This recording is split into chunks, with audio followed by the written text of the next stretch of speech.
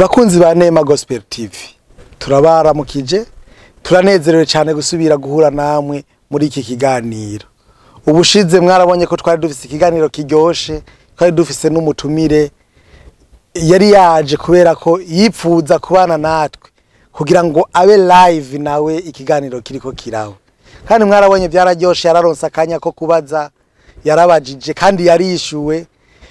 Turabatumirira rero ngo abo bishoboka muraza muratubaza, tubabwira igihe ikiganiro kibera, muza tubana namwe.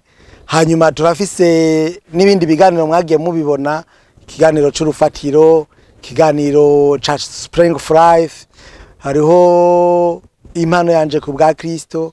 Bivuze ngo murahawe ikaze, umwe wese aho yumva itaragiwe ryaka, ntagyubike kigisimba, ahubwo riboneshereze bose. Ubwo rero turahari ku bwanyu, turahari ngo Imana idukoreshe, tubahaye ikaze muri kino kiganiro.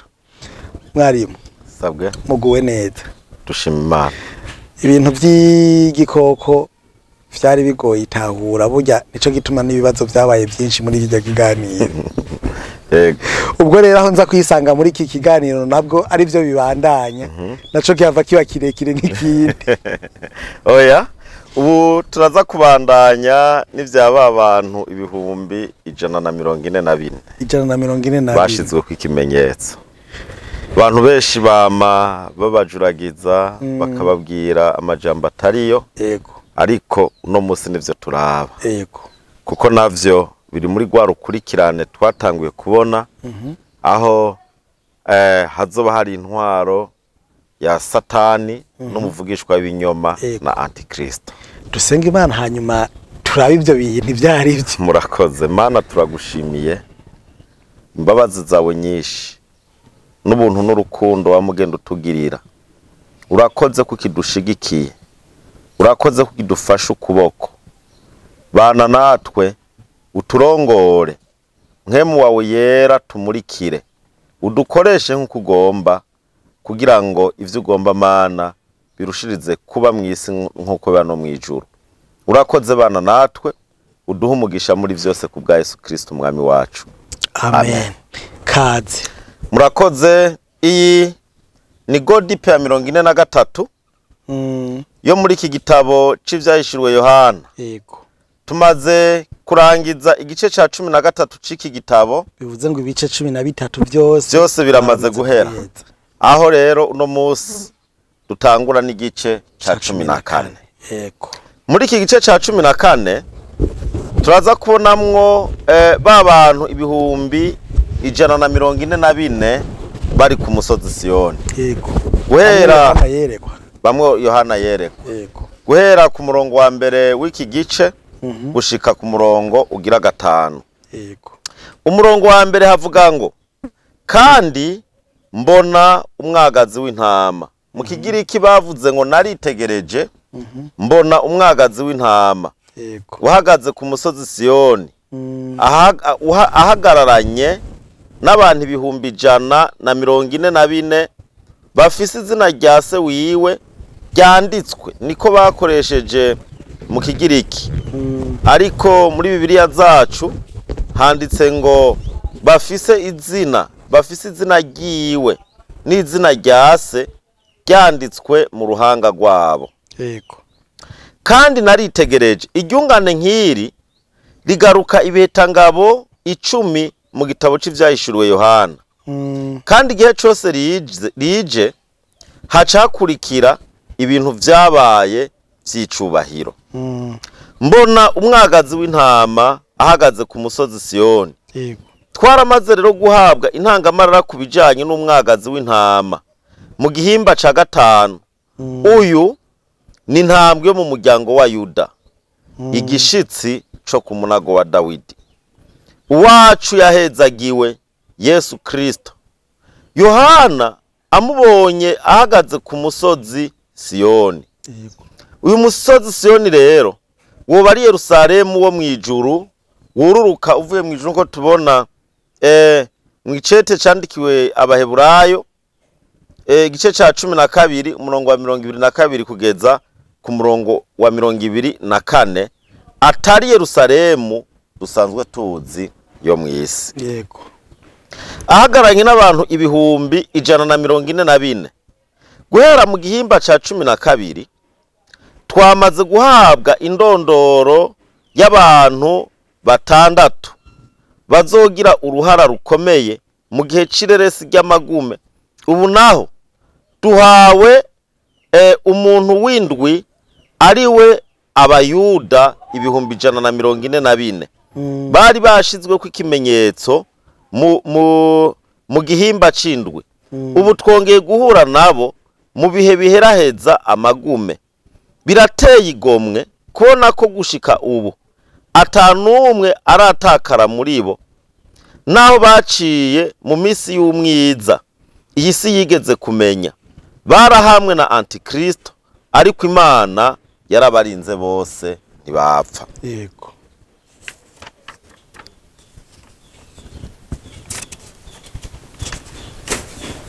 Bafise izina rya se wiwe ryanditswe mu ruhanga nk'uko vyabonetse mu vyashura 3:12 no mu vyashura 22 n'umurongo wa 4 aba 144 bafise izina ry'Imana hejuru mu ruhanga rwabo mu kibanza co kugira ikimenyetso ca gikoko nk'uko twabisomye mu vyashura Yohana 13 n'umurongo wa 16 na 14 n'umurongo wa 21. Umurongo wa 2 numva ijwi rivuye mu ijuru nk'iry'amazi menshi asuma kandi nk'iry'inkuba ituragara cyane, kandi iryo jwi numvise ryari rimeze nk'iry'abacuraranzi bacuraranga inanga zabo. Numva ijwi rivuye mu ijuru nk'iry'amazi menshi. Iryo jwi ni iry'umwami Yesu Kristo nk'uko twabibonye mu gice ca mbere c'iki gitabo c'ivyashuro Yohana n'umurongo wa 15. Yego. Nk'iry'inkuba ituragara cyane. Iri ryungane kandi ryerekana ubukuba n'ubushobozi bw'iryo jwi ryari rifise.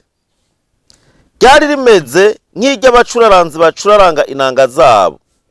Ikigeretse kuri iryo jwi rya Yesu Kristo, Yohana yumvise ugusamirana kw'abacuraranzi b'inanga. Uburanga muntu bwabo bacuraranzi hano ntibabutomora neza, ariko baboneka nk'aho boba ari babera b'abamaratiri b'Imana, bamwe bicwa na Antikristo mu gihe c'amagume. Nk'uko tubona mu vyashuro Yohana 6:9 hamwe n'ivyashuro Yohana 7 n'umurongo wa 14 n'ivyashuro Yohana 15 n'umurongo wa 2. Inanga cari igicurarangisho co guhimbaza. Ijwi rya Yesu rero riherekejwe n'umuziki mwiza w'abacuraranzi b'inanga bariko bahimbaza Imana. Yego. Umurongo wa 3 baririmba indirimbo sha imbere ya ntebe y'ubwami n'imbere ya vya binyabugingo bine n'ababakuru. Nta muntu yashoboye kwiga iyo ndirimbo atari bamwe 144 bacunguwe ngo bakugwe mu isi. Baririmba indirimbo sha imbere ya ntebe y'ubwami. Ijambo ba nisigarira zina y'abamaratiri bera, ari nabo bariko baracuraranga inanga, bariko bararirimba. Yego. Indirimbo sha hariho isobanuro zibiri kubijanye n'ijambo gisha. Hari amajambo abiri mu Kigiriki avuga ku ijambo gishasha. Ijambo neos risobanura ikintu gisha vyerekeranye n'umwanya. Ijambo kainos ryo risobanura ikintu gisha mu vyerekeranye n'inyifato canke ubwoko. Ijambo ryakoreshejwe mu kuvuga iyo ndirimbo yari kuririmbwa n'ibinyabugingo ni kainos. Bivuga ko iyo ndirimbo yari y'ubundi bwoko bushasha. Nta bandi bantu bari bwigere bayumva. Nta bandi bantu bashobora kuyiririmba. Nta yindi ndirimbo rero isa nk'iyigeze kubaho imbere yaha. Mu gihe ca Bibiliya indirimbo shasha zarakenegwa zo gushimira Imana ku bikorwa vyiza bishasha Imana yakoze kubw'ikigongwe cayo, nkuko tubona muri Zaburi igice ca 33 n'umurongo wa 3, Zaburi igice ca 40 n'umurongo wa 3, Zaburi igice ca 96 n'umurongo wa 1, no mu gitabo c'uwavugishwa n'Imana Yesaya igice ca 42 n'umurongo wa 10. None ubushasha bw'iyo ndirimbo buhagaze hehe? Ubushasha bw'indirimbo, yego, muri izo ndirimbo zose shasha zaririmbwe, abantu bigeze kumva, yego, nta nimwe yari ihuye n'indirimbo shasha yaririmbwe n'ibi binyabugingo. Birashoboka ko izo bifise melodi yayo yisangije, birashoboka ko izo bifise amajwi arenga ajyane turirimbamwo, kuko urabizi ko mwijuru Luciferi yaririmba amajwi 12. Nta wuzi indirimbo ingene izobikoze, ariko ikimaze kumenyekana coco kizwi nuko ari indirimbo idasa n'izindi ndirimbo zigeze kuririmbwa mu buryohe, so bizanye uburyohe bushasha. Niko bimeze. Yego, mu gihe umwagazi yigarura isi yari yaranyazwe, uko twabibonye mu gice ca 5 umurongo wa 9, abakuru 24 baririmbye indirimbo shasha. Ubu naho abamaratiri bera bo mu gihe c'amagume nabo nyene bararirimbye iyi ndirimbo shasha. Imbere ya ntebe y'ubwami n'imbere ya vya binyabugingo bine n'ababakuru, abamaratiri bo mu gihe c'amagume bararirimbye indirimbo sha, bari imbere y'Imana n'imbere y'intebe yayo. N'abamarayika n'ibinyabugingo bine bari kandi imbere yabo bakijijwe mu gihe c'isezerano rya kera n'isezerano rishasha. Aha twarabonye ko mu isezerano rya kera aba bantu bazoba baserukiwe imiryango 12 ya Isirayeli, kandi hazoba hariho n'abantu bo mu isezerano rishasha bazoba bashitse imbere y'iyo ntebe. Nta muntu yashoboye kwiga iyo ndirimbo atari bamwe 144 bacunguwe ngo bakugwe mu isi. Uko amaratiri bera baririmba indirimbo sha, babandi 144 nabo barabakurikira mu kuririmba nabo. Abakijijwe nibo bonyene bashobora kubakurikira mu kuririmba iyo ndirimbo sha, kuko ni indirimbo iririmbwa ivuye ku mutima w'umuntu yamaze kumenya ubuntu butangaje no kubohorwa kubereye kw'Imana yabo. Iyo ndirimbo shasha irasobanuwe mu gice ca 15 n'umurongo wa 3. Ifise ibice bibiri. Icambere irimwe indirimbo ya Mose. Mbe nitwegera imbere tuzava dusanga n'amajambo yayo haramwamwe tuzokumva muri iyi nyigisho. Nkuko twabonye mu gice ca 13 birabandanya tuzoca ca 15 birabandanya tuzoca tubibona, tuzobisanga imbere. Indirimbo rero ako karanyoteza umuntu. Ego. Iyi ndirimbo yo kubohorwa kubansi bisi kuva mu gice ca 15, igice ca 2 naco ni indirimbo y'umwagazi w'intama, ikaba ari indirimbo y'agakiza kabonekera mu buntu bw'Imana uko bwaserukiye muri Kristo Yesu. Umurongo ugira 4, abo nibo batandujwe n'icitwa umugore kuko babaye nk'inkumi. Abo nibo mu Kigiriki bakoreje ijambo rivuga ngo nk'inkumi. Abo nibo bakurikira wa mwagazi ahaja hose. Abo bacunguwe mu bantu kugira ngo babe umushuzo ku Mana no kuri wa mwagazi. Abo nibo mu murongo wa 4 n'uwa 5 duhabwa indondoro ya bamwe 144. Bamwe bifatanya n'abandi kuririmba indirimbo shasha. batandujwe n'icitwa umugore kuko babaye nk'inkumi, kuko babaye mu Kigiriki bakoresheje ijambo rivuga ngo amasugi. Iyi ndondoro ntishaka kutubwira ko aba babayeho batarongowe.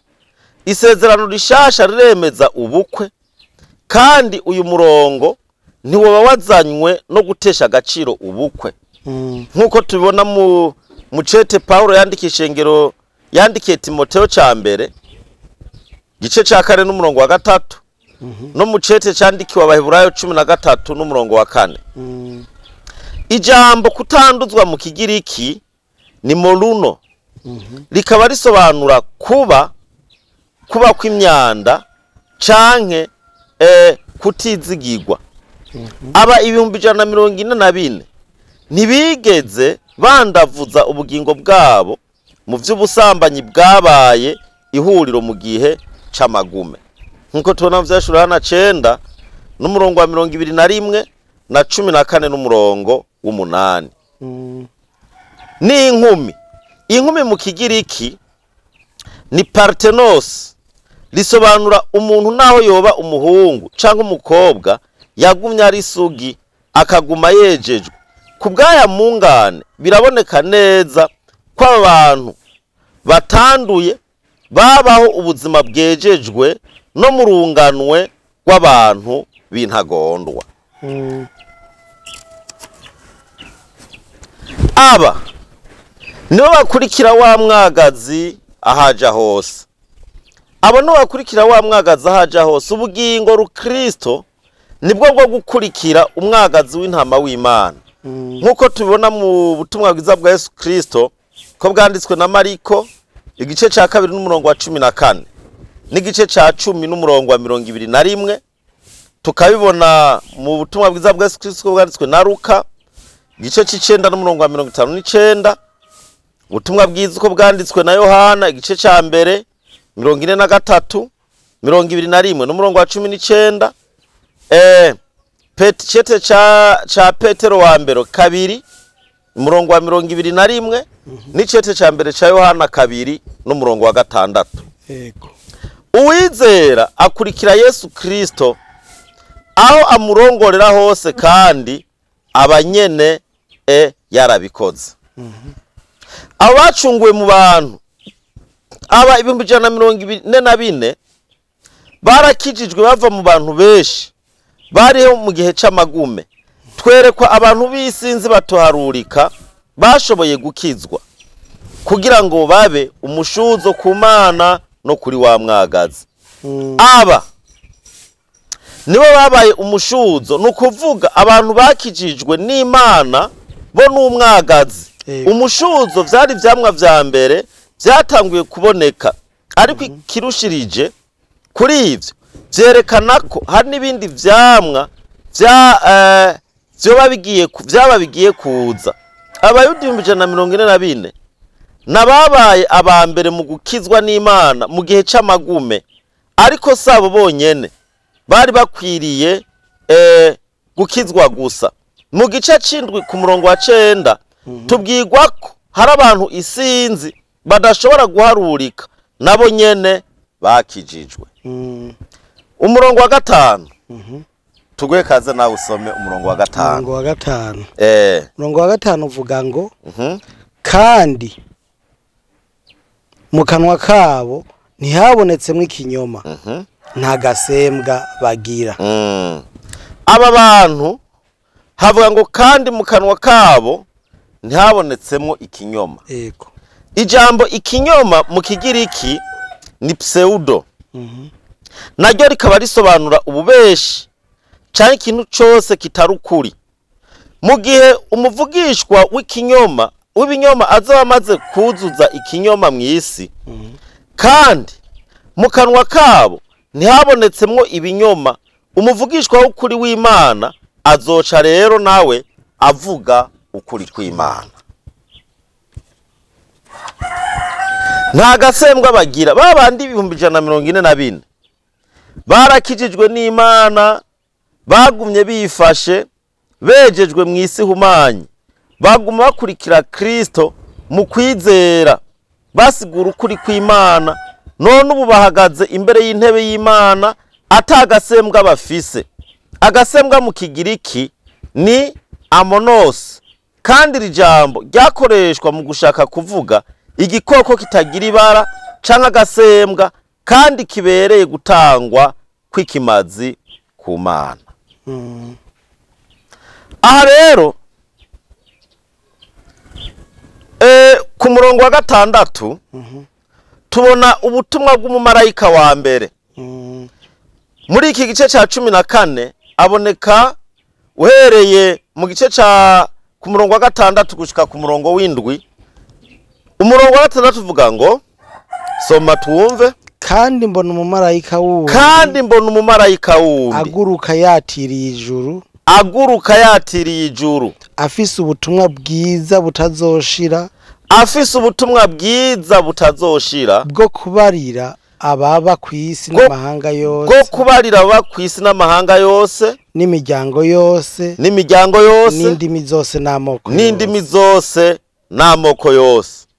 Mu Kigiriki bavuze ngo afise ubutumwa bwiza butazoshira bwo gusigurira ku bantu baba mw'isi bose. Kandi mbona umumarayika wundi aguruka yatiriye ijuru. Ko tumaze kwerekwa ibintu ndwi biranga iyo reresi ry'amungane azoba, nk'uko twabibonye mu vyashura na 12 n'umurongo wa 16. Ubu naho tugira duhabwe ubutumwa indwi buvuye ku bamarayika indwi. Vyashura na 14 n'umurongo wa 6 gushika kwa 20. Ariko twabonye ko kwa 6 n'uwindwi tugomba tubone ubutumwa bw'umumarayika wa mbere. Kandi naho tuza kurangiriza inyigisho z'uyu munsi. Mwibuka ko mu gice ca 2 kwijambo umumarayika mu Kigiriki ari angelos, naryo rikaba risobanura uwarungikanywe ubutumwa. Rimwe na rimwe muri Bibiliya iryo jambo rikoreshwa mu kuvuga ivy'abatumanywe ubutumwa bo mw'ijuru canke abatumanywe ubutumwa bo mw'isi. Afise ubutumwa bwiza butazoshira bwo kubarira canke gusigurira abantu. Umumarayika wa mbere abonetse nk'umwe yavuye mw'ijuru. Yamara hari bamwe bizera ko umumarayika yoba ari kigenda juru kizoshigwaho co gutangaza ubutumwa bwiza kw'isi yose. Ibihekangabo vyinshi abamarayika batanga ubutumwa bavuye mw'ijuru bwerekeye aba bantu baba kw'isi. Ariko hano biratangaje kubona ari ubwa mbere muri Bibiliya umumarayika asigura ubutumwa. Ubutumwa ni ijambo ry'Imana kandi bufise ibiburanga bitatu. Niba twisunze ivyavuzwe n'intumwa Pawulo mu cete yandikisha ingero ry'Ikorinto ca mbere igice ca 15 umurongo wa mbere n'umurongo wa 4, ubu butumwa buhoraho ibihe vyose, buguma ari bwa bundi, ntibuhinduka kandi ntibuzovaho. Amahanga yose n'imiryango yose n'indimi zose n'amoko yose. Ibi bishaka kuvuga ko isi yose, ijambo amahanga gerekeranye n'isinzi ry'abantu utiriwe uraraba ubwene gihugu bwabo. Ijambo imiryango mu Kigiriki ni furg, ligasobanura umugwi w'abantu bari bamye bahujwe n'igice barimwo canke aho babaye bose. Abo baba ari umuryango. Indimi zerekeranye n'umugwi w'abantu bahujwe no kuba bavuga ururimi rumwe. Amoko nayo ashaka kuvugwa nk'umugwi udasanzwe w'abantu, hari ikiwutandukanya n'iyindi migwi isanzwe iriho. Igice umurongo w'indwi muri iki gice ca 14 niwo tugira turangirizeko. Uvuga ngo avuga n'ijwi rirenga ati, mwubahe Imana muyihimbaze. Mu Kigiriki bakoresheje ijambo rivuga ngo mutinye Imana muyihimbaze. kuko isaha y'urubanza bakoreje mu kigiriki kuko isaha y'urubanza muri Bibiliya handitse ngo kuko igihe c'amateka yayo kigize gute gishitse musenge yaremye ijuru n'isi n'ikiyaga n'amasoko y'amazi mutinye canke mwubaha Imana muyihimbaze. Inyuma yuko umumarayika yari amaze gutangaza ubwo butumwa yahejeje atanga rero ubutumire avuga ati tinya Imana kandi muyihimbaze. Ijambo ubwoba mu kigiriki ni phobos risobanura ubwoba umuntu agira bufise ibimenyetso byo kudashimisha Imana. Iryungane ngo muyihimbaze rishaka gusobanura ngo musenge Imana. Ubutumire bwo marayika nubu ngo mutinye Imana kandi muyisenge. Kuko igihe canke kuko isaha y'urubanza canke igihe c'amateka cayo gishitse. Itangazo ry'umumarayika ni iryo guhindukirira Imana kugira ngo habe guhanga urubanza rw'Imana mu majambo yanditswe bivuga ko rwamaze gushika kw'isi. Musenge yaremye ijuru n'isi n'ikiyaga n'amasoko y'amazi. Bahamagarirwa rero gusenga Imana y'ukuri, umuremyi w'ikintu cyose kiriho. Inyuma yuko abantu bariko bakorana na Antikristo n'umuvugishwa w'ibinyoma, ibintu vyamaze guhinduka. Abantu bahamagarirwa gusenga Imana iriho, gusenga Imana yashizeho ijuru, igashiraho ikiyaga, igashiraho imisozi. Bahamagarirwa kuyisenga kandi bayitinye. Aha turangirije inyigisho z'uyu munsi. Ibikurikira tuzoyibona uko bibandanya ubutumwa umumarayika agira kabiri yatanze uhereye ku murongo w'8 kubandanya. Ariko ico tubona nuko uru rukurikirane rw'ibi Yohana yeretswe bizoba biriko biraba nkuko twabibonye n'ubwa mbere, ari ibintu bizoba mu gihe isi zoba iri mu magume akomeye, ishengero ry'Imana ryaramaze gushika mu bicu gusanganira umwami. Ndagutumirira wewe utwumva, wewe udukurikirana, ndagutumirira kwibi bintu utovyisangiza nkuko umuntu adufasha muri biganiro yama bisaba. Bizoba biteye umubabaro niwavyumva ugakira, ariko bagenzawe ntibakire. Biracashoboka ko umuntu ashobora guhunga, biracashoboka ko umuntu ashobora gukira. Ibi vyago bizobonwa n'abazoba basigaye mw'isi. Akanya naka hungira muri Yesu kugira ngo uronke ubugingo budashira. Imana ibahezagire. Amen. Mwarimu, rero akantu nashaka ko dusubirako, umurongo hajya yavuze ngo nabantu batandujwe n'ikintu citwa umugore. Mutwagurire baba bashatse kuvuga iki? Bagombye kuvuga ko ari abantu bari babayeho ubuzima bwejejwe. Twabisiguye bavuze ntibigeze bakora ikintu bita ubusambanyi. Twabonye ko iyo umuntu abana n'umugore ari ubukwe bwera, ntabwo ari icaha.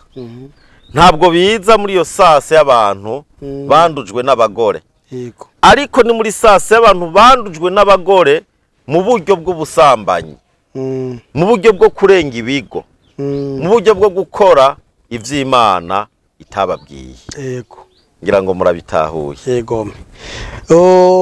Nubwo ntari ni nababwiye ko hari abantu turi kumwe bazadukurikirana, tuguma tubatumira ngo mubane nacu. Mfise hano ibibazo bihejeje kubazwa numwe mu bariko baradukurikirana. Mu nkundire tuvyishure.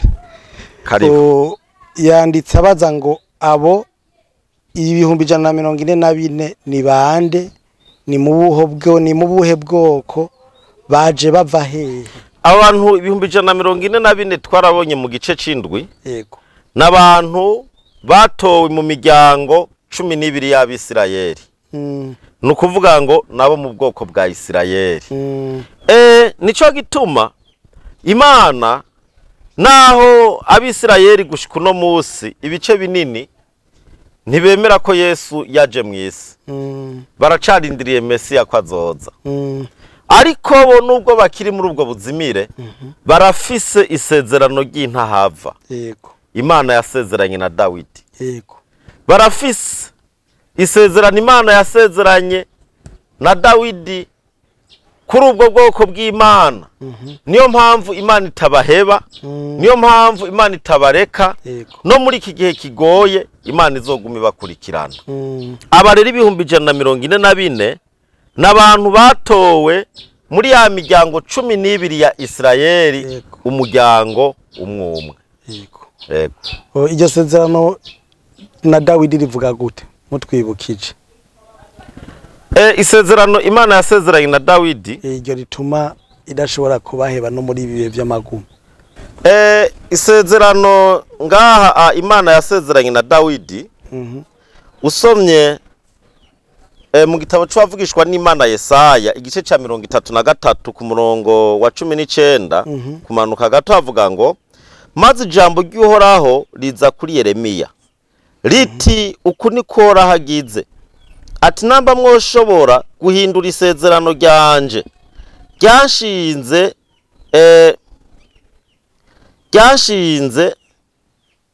ryashinze umurango kubaho n'isezerano ryanje ryashinze ijoro kubaho ngo umurango n'ijoro ntibikugwe mu bihe byavyo. Niho n'isezerano ryanje nasezeranye na Dawidi umusavyi wanje. Naho niho isezerano ryanje nasezeranye na Dawidi umusavyi wanje ryohindurwa akabura umwana wo kumusubirira ku ngoma, bo niryo nasezeranye n'Abalewi abaherezi banje bankorera. Nk'uko ingabo zose z'inyenyeri zo kwijuru zitoharurika n'umusenyi wo ku kiyaga utogereka, niko nzogwiza uruvyaro rwa Dawidi umusavyi wanje n'ugw'Abalewi bankorera. Imana rero ngaha ifise isezerano yasezeranye na Dawidi ko mu ruvyaro rwiwe hatazokwigera haburaho umuntu yama ku ngoma aganza. Kandi n'iryo yasezeranye n'Abalewi ko hazokwamaho abantu bayikorera. Kubwira isezerano rero Imana yama yibuka isezerano. No muri iki gihe kibi Imana izokwibuka iri sezerano abisirayeli Imana ibakize, Imana ibarokore no muri iki gihe kigoye. Yego. Hari ikindi kibazo yavuze ngo aho mwavuze ko ari abantu bameze nk'isugi batandujwe n'umugore, none n'abantu batarongoye canke ngo barongogwe. Nshatse kuvuga abapadiri, abafurera canke ababikira. Twagisobanuye muri ca kibazo ca mbere. Yego. Niko babagereranije. Mugabo twamaze kubona kandi ko umubano w'abantu umugore n'umugabo ni Imana yawushizeho. Kandi aba bantu Imana yaciye bahezagira kugira ngo babe urugo rwejejwe, babe mu mubano wejejwe. Iyo rero tuvuga abo n'abantu bizigamye, n'abantu birinze ubugingo bwabo batabwanduje mu vyaha, batakoze ibindi vyaha bituma Imana ibaheba, bituma Imana ibavako. N'abantu bagumye batunganiye Imana mu buryo bwa Bibiliya. Murakoze. Ikindi kibazo ni naco ca nyuma mu vyo yatubajije, yabajije ngo mbega ko mu kiganiro caheruka havuzwe ivya cagikoko, mukavuga ko hari none ubu havuzwe ko hari abashingana bazozavuye mu ijuru nabo ni Mose na Eliya. Mbega Mose ko twaheruka yapfuye, mbere n'imva yiwe hari aho bivugwa ko habereye intambara y'abamarayika b'Imana n'aba wa mubi, ariko bikarangira abamarayika b'Imana aribo batsinze. Iyo ndirimbo ya Mose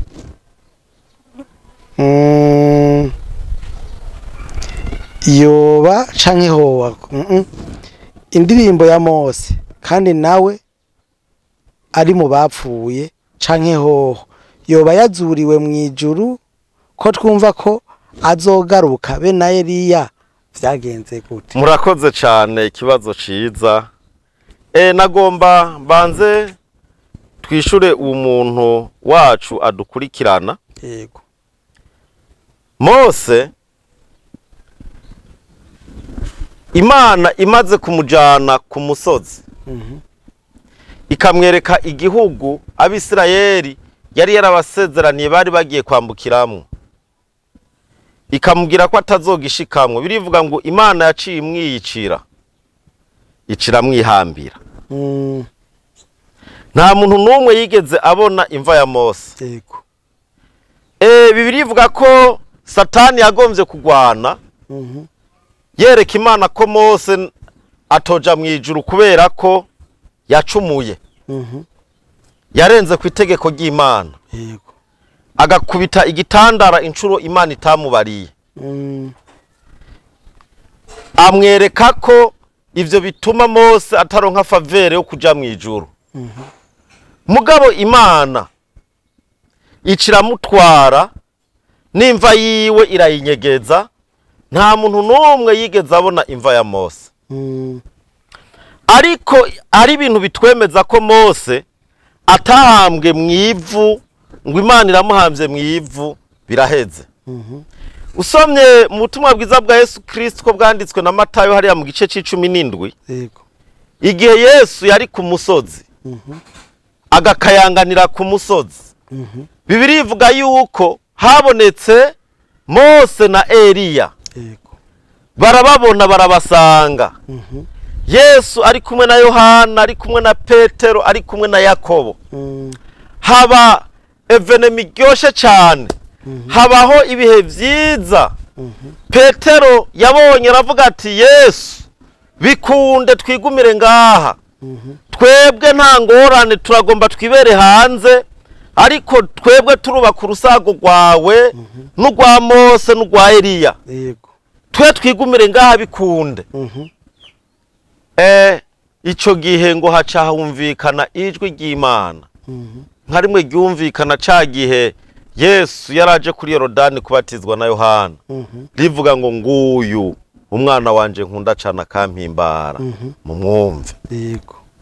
Baca barakamangana ntibasubira kubabona. Ibi rero biratwereka ko Mose umusavyi w'Imana gato iryo jwi ryaje ari ryarindi nyene rivuga kwa kundi nyene, ryaje nka ryarindi rya mbere. Nka ryajwi ryavuga Yesu ariko arabatizwa. Yego. Ryongera kugaruka bari ku musozi. Meme message. Ubwa mbere Imana yatanze iyo message hari Yohana umubatizi. Yego. Haro n'abantu b'Abayuda baje kubatizwa. Yego. Imana imushingira intahe kugira ngo Abayuda bamenye ko Yesu ari umwana w'Imana. Muri iki gihe rero Imana igarutse gukonfirma kugira ngo nabigishwa nabo nyene babimenye. Imana igarutse kubemeza nabo nyene babitahure ko Yesu ari Kristo umwana w'Imana nzima. Yego. Aha rero tuca tubona ko Mose atapfuye, ariko Imana yamujanye kugira ngo izozimukoresha uko igomvye mu gihe gikwiye. No muri iki gihe rero c'amagume, Yego. Mose azokongera kugaruka ari kumwe na Eliya. Yego. Kandi twarabonye ko na Eliya nawe nyene yadugijwe mu ijuru adapfuye. Kandi kizoba gitumye bagaruka kuzoba ari kwigisha aba bantu 144 babigishe bahindukirira Imana, nabo bace batangura kwigisha. Kandi twarabonye kandi no muzoba bibagarukanye nabo ko bazobagarutse kugira ngo nabo nyene bicwe, bace mu rupfu, bahonje ku rupfu. Twarabonye ko bazomara iminsi 3 imivyimba yabo yanikiwe, nko kubashinyagurira, nko kuvuga ati ba bantu banyu mwari mwizeye, ba bantu mwari ko muradukangisha, nabo nyene twabishe, ngaba twabishe. Ariko twarabonye ko Imana ari yifise ubushobozi bw'impwemu ngo abo bantu Imana izoca yongera bahumekeremwo inyuma y'imisi 3 bace bongera babe bazima. Ba bantu bariko barabashinyagurira bace batetegwa bace bamaramara bamaze kuzuka ntibazosubira kwigisha bazoca basubiraduzwe mu ijuru bababona. Niki Eliya na Mose nico gituma Eliya na Mose bazoba bagarutse dusubiye kubabona muri iki gice. Murakoze nibaza ko yatahuye. Ntitwamuberetse ntitwari twanamubabwiye kubera ko abigisha bo mwibanga barabaho no kuva kuri Yesu akiri ku isi. Murabizi Nikodemu ko hari igihe yagiye kubaza arabaza mwibanga nyene kandi arishurwa. Bivuze ngo n'uwacu yabajije mwibanga nawe turamwishuye. Namwe murahawe ikaze kubaza. Turabashimiye ko mwadukurikiranye, turabashimiye namwe mwigisha. Twizeye ko ikiganiro muzogisangiza abandi. Koko kujya tubandanya tubivuga ko vyanditswe ko hahiriwe uwusoma ivyanditswe muri iki gitabo. Hahiriwe no wumva. Nukuri nibaza ko nugisangiza abandi nawe narahiriwe. Umwami Imana bahezagiye. Amen.